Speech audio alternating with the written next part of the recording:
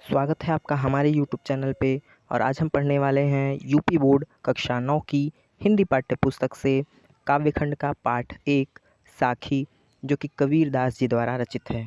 तो आज की इस वीडियो में हम साखी के दोहों को पढ़ने वाले हैं। यूपी बोर्ड कक्षा 9 की हिंदी काव्यखंड से पाठ 1, रचयिता हैं कबीर दास जी। दोहों पे चलने से पहले आप लोगों से रिक्वेस्ट है कि अगर आप चैनल पे फर्स्ट टाइम हैं तो हमारे चैनल से जुड़ने के लिए हमारे चैनल को सब्सक्राइब करना ना भूलें। साथ ही साथ बेल आइकन को ऑल पर सेट करना ना भूलें, ताकि हर वीडियो का नोटिफिकेशन आप तक पहुंचता रहे। वीडियो पसंद आता है, दोहे समझ में आते हैं तो वीडियो को लाइक करना ना भूलें, और साथ ही साथ मित्रों में भी अधिक से अधिक साझा करना ना भूलें। तो चलिए हम आज का हमारा जो शीर्षक है यूपी बोर्ड कक्षा 9 की हिंदी काव्यखंड से साखी पहला पाठ कबीर दास जी द्वारा रचित पढ़ते हैं और इन दोहों का अर्थ जानते हैं। दोहा नंबर 1। कबीर दास जी लिखते हैं, सतगुरु हम सूरीज करी, एक कहा प्रसंग, बरसा बादल प्रेम का, भीज गया सब अंग। तो सबसे पहले आप संदर्भ समझें कि आप संदर्भ किस प्रकार से लिखेंगे। तो संदर्भ आप एक समझ लीजिए, बाकी सारे दोहों के लिए उसी प्रकार से अगर कोई भी दोहा आता है तो उसका संदर्भ आप उसी तरह से लिख सकते हैं। तो प्रस्तुत पद्यांश, या आप कह सकते हैं प्रस्तुत दोहा। तो प्रस्तुत पद्यांश हमारी पाठ्य पुस्तक हिंदी के काव्यखंड में संकलित साखी शीर्षक पाठ से अवतरित है। इसके रचयिता संत कबीर दास जी हैं। तो इस प्रकार से आप इसका दोहा लिखेंगे। दोहा के बाद आप इसका अर्थ, प्रसंग वगैरह लिखेंगे। तो अर्थ किस प्रकार से लिखेंगे आप पहले इस दोहे का अर्थ समझते हैं। कबीर दास जी ने इस दोहे में अपने गुरुजी द्वारा दिए गए ज्ञान का महत्व बताया है कि गुरु के ज्ञान से उनके जीवन में किस प्रकार से परिवर्तन हो गया। कबीर जी कहते हैं, सतगुरु हमसू रीझ करी। सतगुरु अर्थात मेरे गुरु ने, हमसू यानी मुझसे, रीझ करी अर्थात प्रसन्न हो करके, मेरे गुरु ने हमसे प्रसन्न हो करके एक कहा प्रसंग, एक प्रसंग कहा। प्रसंग का अर्थ होता है उपदेश या ज्ञान की बात। अब इस पहली लाइन का अर्थ निकलता है कि मेरे गुरु ने मुझसे प्रसन्न होकर एक ज्ञान का उपदेश दिया। बरसा बादल प्रेम का, और उनके उस ज्ञान से अर्थात उनके उस उपदेश से ज्ञान की वर्षा हुई। ठीक। बरसा बादल प्रेम का अर्थात उनके उस ज्ञान के उपदेश से प्रेम के बादल की वर्षा हुई, अर्थात प्रेम रूपी ज्ञान के बादलों की वर्षा हुई। भीज गया सब अंग, जिससे मेरा संपूर्ण अंग भीग गया। अर्थात उनके इस प्रेम के उपदेश से, उनके इस ज्ञान से मेरा संपूर्ण जीवन परिवर्तित हो गया। मेरा संपूर्ण जीवन जो है ईश्वरमय हो गया। फिर से समझते हैं इस दोहे को।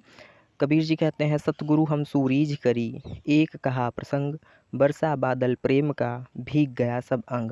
कि मेरे गुरु ने मुझसे प्रसन्न होकर एक ज्ञान का उपदेश दिया, और उनके उस ज्ञान के उपदेश से ईश्वर के प्रेम की वर्षा हुई। भीग गया सब अंग, और उस ज्ञान के उपदेश से मेरा संपूर्ण अंग भीग गया, अर्थात मेरे जीवन का उद्धार हो गया, मुझे ईश्वर के दर्शन हो गए। ये पहले दोहे का अर्थ निकलता है। चलेंगे दोहा नंबर 2 पे। कबीर दास जी कहते हैं, राम नाम के पट तरे, देबे को कछु नाहि, क्याले गुरु संतोषिए, हौस रही मन माही। राम नाम के पटतरे अर्थात राम नाम के पटतरे का अर्थ होता है बदले में, कि जो राम नाम का ज्ञान मेरे गुरु ने मुझे दिया है, जो राम नाम का उपदेश दिया है मुझे, उसके बदले में देबे को कछु नाहि, देबे को अर्थात देने के लिए, कछु नाहि अर्थात मेरे पास कुछ भी नहीं है। संत कबीर जी कहते हैं कि राम नाम के बदले में अर्थात जो ज्ञान मेरे गुरु ने दिया है, उसके बदले में देने के लिए मेरे पास कुछ नहीं है। क्या ले गुरु संतोषिए, और क्या लेकर के गुरु को संतोष हो जाएगा, अर्थात क्या दे दूँ जिससे गुरु को संतोष हो जाए। हौस रही मन माही, ऐसे हौस का मतलब होता है अभिलाषा। ऐसी मेरे मन माही अर्थात मन में, मेरे मन में ऐसी अभिलाषा उठ रही है कि मैं गुरु को ऐसा क्या दे दूँ कि जिससे उन्हें संतोष मिले, अर्थात गुरु दक्षिणा के रूप में मैं गुरु को ऐसा क्या दे दूं जिससे गुरु को संतोष मिले, मेरे मन को संतोष मिले। आई होप आपको समझ में आ रहा होगा। दोहा नंबर 3 देखते हैं। कहते हैं कबीर जी, ज्ञान प्रकाशा गुरु मिल्या, सो जिन बिसरी जाए, जब गोविंद कृपा करी, तब गुरु मिलिया आए। इस दोहे में कबीर जी ने जो है गुरु की महत्व का वर्णन किया है कि गुरु हमें कब मिलते हैं। ज्ञान प्रकाशा गुरु मिला, ज्ञान अर्थात ज्ञान का, प्रकाशा अर्थात प्रकाश, गुरु मिलिया अर्थात गुरु से मिलता है। ज्ञान का प्रकाश जो है वह गुरु के द्वारा मिलता है। सो जिन बिसरी जाए, यह हमें भूलना नहीं चाहिए। बिसरीना, बिसरी का अर्थ होता है भूलना। सो यानी उसे, जिन यानी नहीं, बिसरी जाए यानी भूला जाना चाहिए। कि ज्ञान का प्रकाश हमें गुरु के द्वारा मिलता है, इसे भूलना नहीं चाहिए। और गुरु कब मिलते हैं? तो जब गोविंद कृपा करी, और जब ईश्वर कृपा करते हैं, जब गोविंद की कृपा होती है तब गुरु मिलिया आए, तब जा कर के हमें गुरु मिलते हैं। अर्थात ज्ञान का प्रकाश तो गुरु से मिलता है, लेकिन गुरु तब मिलते हैं जब ईश्वर की कृपा होती है। दोहा नंबर 4 चलते हैं। माया दीपक नर पतंग, भ्रमि भ्रमि इमें पड़ंत, कहे कबीर गुरु ज्ञानत है, एक आध उबरंत। प्रस्तुत दोहे में कबीर जी ने मनुष्यों को जो है पतंगे, कीड़े के समान बताया है। पतंगा एक प्रकार का कीड़ा होता है जो दीपक के चारों ओर भ्रमण करता है, जिसे आम भाषा में हम पाखी भी कहते हैं। तो कबीर ने जो है इस संसार को जो है मोह का दीपक बताया है, और मनुष्यों को जो है पतंगा कीड़ा, जो उसके चारों ओर मोह में पड़ा हुआ होता है और उसी में जो है मर जाता है। कबीर जी कहते हैं ज्ञान माया दीपक नर पतंग, कि जो माया रूपी दीपक है उसके चारों ओर नर अर्थात मनुष्य रूपी पतंगा कीड़ा। अब माया क्या है यहाँ पर? माया जो है ये सांसारिक विषय वासनाएं हैं, और यहाँ जो है संसार दीपक के रूप में है। कि यहाँ जो है सांसारिक जो विषय वासना रूपी दीपक है, उसकी विषय वासनाओं में लिप्त होकर, उसके आकर्षण में लिप्त होकर जो मनुष्य रूपी पतंगा कीड़ा है अर्थात मानव है, भ्रमि भ्रमि इमें पड़ंत, भ्रमि कहते हैं भ्रम को, कि उसके संसार की सुंदरता के भ्रम में पड़ कर के उसके चारों ओर भ्रमण करता रहता है। समझेंगे इस दोहे को फिर से एक बार, कि जिस प्रकार से पतंगा कीड़ा दीपक के प्रकाश के भ्रम में पड़ कर के उसके चारों ओर भ्रमण करता है, उसी प्रकार से मनुष्य भी इस संसार के माया में पड़ कर के पतंगे कीड़े की भांति उसके चारों ओर भ्रमण करता रहता है। कहे कबीर गुरु ज्ञान थे, कबीर जी कहते हैं कि गुरु के ज्ञान थे अर्थात से गुरु के ज्ञान के द्वारा ही एक आध उबरंत, एक आध व्यक्ति यानी कोई कोई ऐसे व्यक्ति होते हैं जो उबरंत अर्थात इस संसार के मोहमाया से मुक्ति पा सकते हैं, अर्थात संसार की मोहमाया से छुटकारा मिल जाता है। ऐसे एक आध ही व्यक्ति होते हैं। चलेंगे दोहा नंबर 5। कबीर जी कहते हैं जब मैं था तब गुरु नहीं, अब गुरु हैं हम नाहीं, प्रेम गली अति साकरी, तामे दो न समाए। कबीर जी ने इस दोहे में बताया है कि मनुष्य के हृदय में एक ही वस्तु हो सकती है, या तो गुरु और या फिर अहंकार। कि कबीर जी कहते हैं जब मैं था, मैं का अर्थ है यहाँ पर अहंकार से, कि जब मेरे अंदर अहंकार था तब गुरु नहीं, तब मेरे पास गुरु नहीं थे, या तब मेरे हृदय में गुरु नहीं थे। कि जब मुझ में अहंकार था तब मेरे पास गुरु नहीं थे, अब गुरु हैं हम नाही, और अब जब गुरु हैं तो मेरे अंदर से जो हम भाव था अर्थात अहंकार था वह नहीं है। प्रेम गली अति साकरी, जो प्रेम की गली होती है अत्यंत ही सकरी का अर्थ होता है पतली, कि प्रेम की गली अत्यंत ही सकरी पतली होती है। तामे दो न समाहि, तामे अर्थात उसमें, अर्थात प्रेम की गली में दो चीज़ें समाहि अर्थात दो चीज़ें नहीं समाहित हो सकती। उसमें गुरु और प्रेम एक साथ नहीं, गुरु और अहंकार एक साथ नहीं रह सकते। या तो प्रेम, या तो गुरु रह सकते हैं और या फिर अहंकार। अगर अहंकार है तो गुरु नहीं होंगे, और अगर गुरु है तो अहंकार नहीं होना चाहिए। तो प्रेम की गली अत्यंत सकरी होती है, इसमें दो चीज़ें नहीं आ सकती हैं। आगे चलते हैं दोहा नंबर अगले पे, लेकिन उससे पहले अगर आपको किसी दोहे में डाउट है तो आप कमेंट में ज़रूर पूछ सकते हैं। दोहा नंबर 6 में कबीर जी कहते हैं भगति भजन हरि नाव है, दूजा दुख अपार, मनसा वाचा कर्मणा, कबीर सुमिरन सार। कबीर जी कहते हैं भक्ति भजन अर्थात भक्ति और भजन, हरि अर्थात ईश्वर का, नाव अर्थात नाव है। ईश्वर का भक्ति और भजन ही इस संसार के भाव सागर को पार करने का नाव है। दूजा दुख अपार, दूजा अर्थात अन्य कोई भी सांसारिक वस्तु दुख अपार, अपार दुख का कारण है। इस संसार के भवसागर को पार करने के लिए ईश्वर की भक्ति और भजन ही नाव है, दूसरी अन्य चीज़ें अपार दुख का कारण है। मनसा वाचा कर्मणा, इसीलिए मनसा अर्थात मन से, वाचा अर्थात वाणी से, कर्मणा अर्थात कर्म से, कबीर सुमिरन सार। कबीर जी कहते हैं ईश्वर का सुमिरन अर्थात स्मरण करना चाहिए। क्यों? क्योंकि ईश्वर की भक्ति और भजन ही इस संसार के भवसागर को पार करने का नाव है, और अन्य दूसरी चीज़ें अपार दुख का कारण हैं। इसीलिए कबीर जी कहते हैं कि मन से, वाणी से और कर्म से ईश्वर का स्मरण करना चाहिए। दोहा नंबर 7 में कबीर जी कहते हैं कबीर चित्त चमकियाँ चहु दिसि लागी लाए, हरि सुमिरन हाथ उघड़ा बेगे लेहु बुझाए।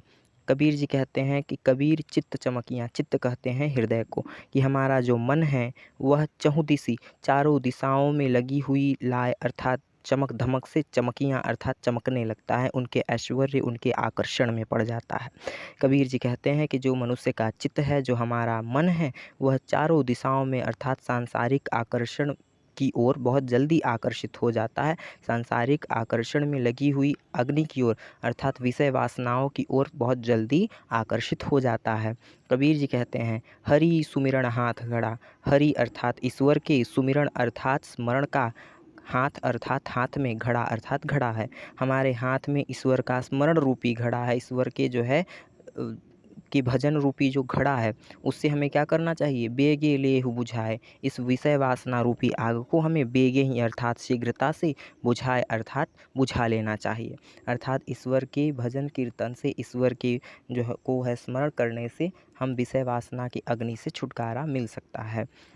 अगले दोहे में कबीर जी कहते हैं अंखड़ियाँ झाई पड़ी पंथ निहार निहार, जी भड़िया छाल्या पड़ा राम पुकारी पुकारी। इस दोहे में कबीर जी ने ईश्वर को प्राप्त करने के मार्ग की कठिनाई के बारे में बताया है और कहते हैं कि अंखड़ियाँ झाई पड़ी। अंखड़ियाँ कहते हैं आँखों को, झाई पड़ने का मतलब होता है जो आँखों के नीचे काला घेरा आ जाता है, कि आँखों में जो है झाई पड़ गई, आँखों के नीचे जो है काले घेरे आ गए।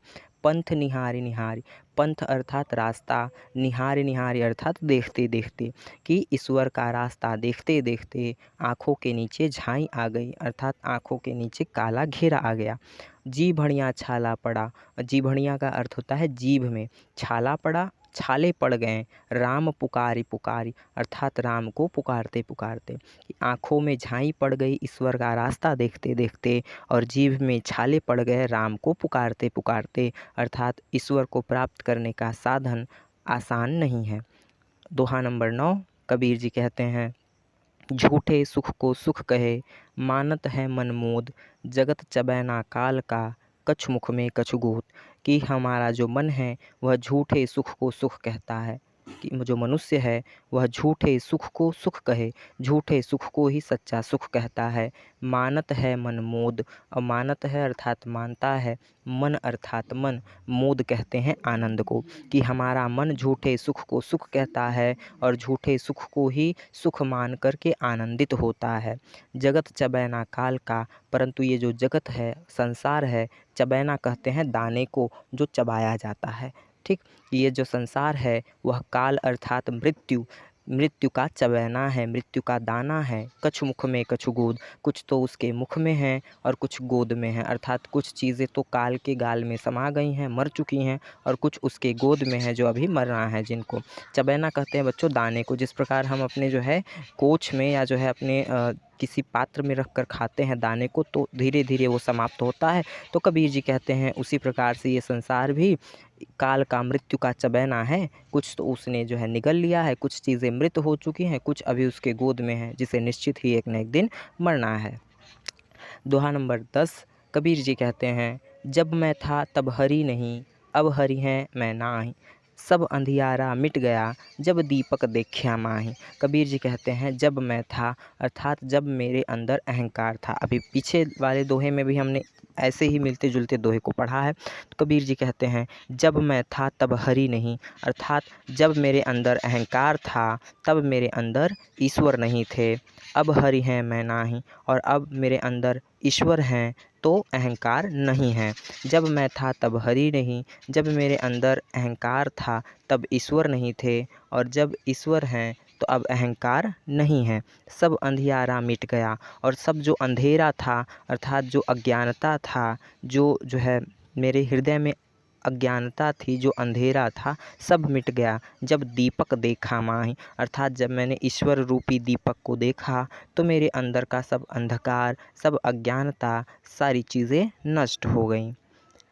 दोहा नंबर 11 में कबीर जी कहते हैं कबीर कहा गरबियो ऊंचे देखी आवास, काल्हि परे भू लोटना ऊपर जामे घास। कबीर जी भक्ति काल के कवि थे और स्थान स्थान का भ्रमण करते थे, इसलिए उनकी भाषा में, उनके जो है रचनाओं में जो है कई जो है प्रदेशों की भाषा देखने को मिलती है। इनकी रचनाओं को जो है पंचमेल खिचड़ी भी इनकी भाषा को कहा गया है।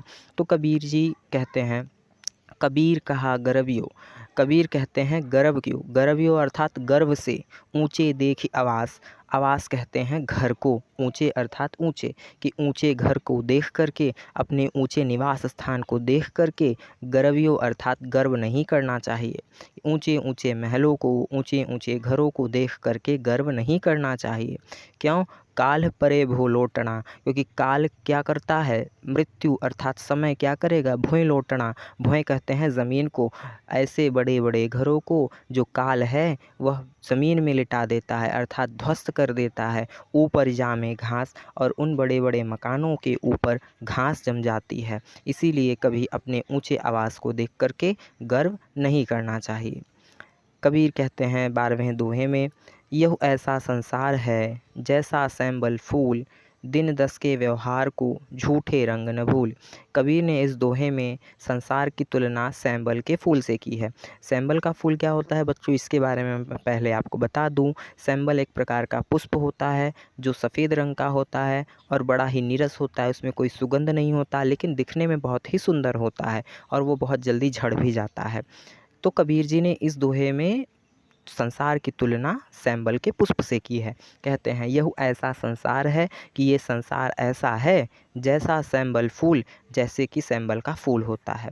सैंबल के फूल के समान है यह संसार, दिन दस के व्यवहार को झूठे रंग न भूल, कि इस संसार में जो 10 दिन का व्यवहार होता है उस व्यवहार के आधार पर झूठे रंग को भूलना नहीं चाहिए। अर्थात जिस प्रकार से सैंबल का पुष्प शीघ्र नष्ट हो जाता है, उसमें कोई स्वाद कोई सुगंध नहीं होता, उसी प्रकार से यह संसार भी 10 दिन के व्यवहार के लिए हम यहाँ पर आए हैं। हमें इसके रंग में, इसके आनंद में, इसके ऐश्वर्य में, विषय वासनाओं में, इसकी सुंदरता में लिप्त नहीं होना चाहिए।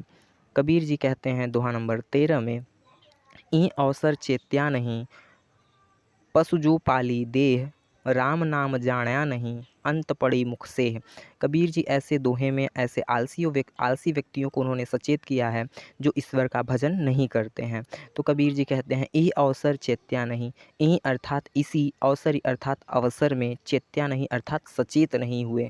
चेत्या मतलब सचेत होना, कि इस अवसर में अगर अभी समय रहते हुए आप सचेत नहीं हुए, पशु जो पाली देह, पशु अर्थात पशु के समान, जानवर के समान, ज्यों यानी यदि, पाली यानी पाला यानी पालन पोषण किया, देह अर्थात शरीर का, कि इसी अवसर में, इसी समय रहते हुए अवसर में अगर आप सचेत नहीं हुए, जागे नहीं और अपने शरीर को पशुओं के समान पाला, केवल भोजन किया और अपने शरीर को पशुओं की तरह संवारने में लगे रहे, और अगर इस अवसर का उपयोग आपने नहीं किया, ईश्वर का नाम नहीं जाना, तो राम नाम जाण्या नहीं, यदि आपने राम का नाम नहीं जाना, अगर आपने राम का भजन नहीं किया, ईश्वर को स्मरण नहीं किया, तो अंत पड़ी मुख से, तो अंत समय में जब मृत्यु होगी तो आपके मुख में धूल पड़ जाएगी, अर्थात उस समय भी आप ईश्वर का नाम नहीं ले पाएंगे। यदि आप इस समय अवसर रहते हुए अपने शरीर को केवल बना रहे हैं, शरीर को केवल सजा रहे हैं और ईश्वर का नाम नहीं ले रहे हैं। तो अंतिम 2 दोहे हैं हमारे पाठ के। दोहा नंबर 14, कबीर जी लिखते हैं, यह तन काचा कुंभ है, लिया फिरे ता साथ, ढबका लागा फूट गया, कछु न आया हाथ। मैं बच्चों आपको बताता चलूं कि इन दोहों को कबीर जी ने लिखा नहीं है, उन्होंने गाया है। तो उनके जो अनुयायी हैं उन्होंने इन दोहों को जो है संग्रहित कर लिया है, जिसे बीजक के नाम से जाना जाता है। और बीजक के 3 शीर्षक हैं, साखी, शबद और रमैनी, जिसमें से हम साखी से लिए गए दोहों को यहाँ पढ़ रहे हैं। लेकिन मैं यहाँ ये कह रहा हूँ कि कबीर जी अगले दोहे में लिखते हैं, अर्थात वे अगला दोहा क्या कहते हैं।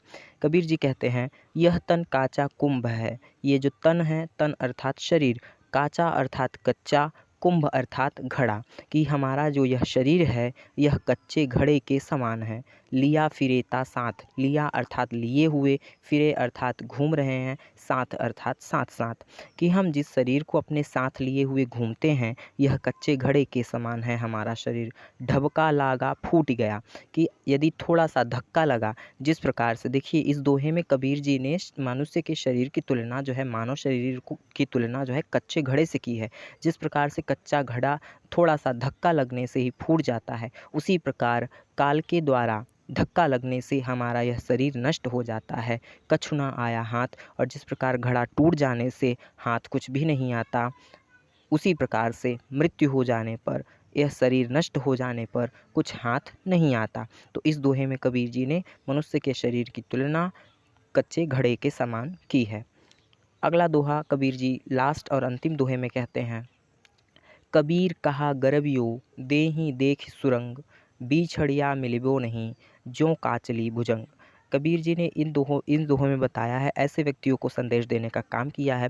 देखिए बच्चों, हमने शीर्षक हमारा जो था पाठ का वो साखी था। साखी का मतलब होता है विटनेस, जो सत्य से परिचित कराए हमें। तो इन दोहों में कबीर जी ने हमें सत्य से अवगत कराने का काम किया है।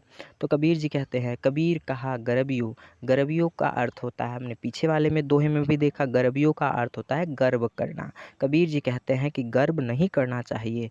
देहि देखि सुरंग, देहि अर्थात शरीर को, देखि अर्थात देख देख कर, सुरंग अर्थात सुंदर, सुडौल, कि अपने सुंदर सुडौल शरीर को देख करके गर्व नहीं करना चाहिए। जिस प्रकार से मनुष्य यदि सुंदर होता है तो बड़ा अहंकारी भी होता है, जो वह गर्व करने लगता है।